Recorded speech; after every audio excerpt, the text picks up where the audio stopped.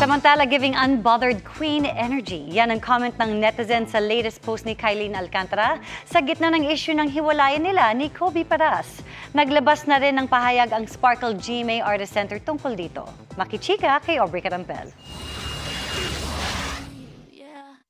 Unbothered queen si Kylene. Ganyan isinalarawan ng ilang netizen si Sparkle star Kylene Alcantara nang makita ang recent post niya sa Instagram na may caption na Happy 4.9 million followers. Ang post, pinusuan ng kanyang mga kaibigan at netizens at hindi raw maaaninag ang pinagdaraanan ng dalaga. Kahit kagagaling lang sa breakup sa kanyang kasintahang basketball player na si Kobe Paras. Wala pang direktang sagot si Kylene sa issue, pati sa mga binitiwang pahayag ng ina ni Kobe, ang dating aktres na si Jackie Forster. Sa video na ini-upload ni Jackie, binatikos niya ang aktres at dinipensahan ang kanyang anak. Ang mga fans nagpaabot ng suporta kay Kylene.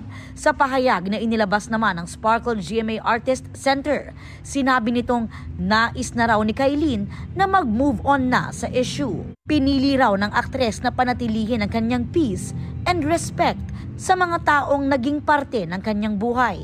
Umaasa raw si Kylene na maka-move on na rin ang lahat at tapusin na ang issue. Aubrey Carampel, updated sa Showbiz Happenings.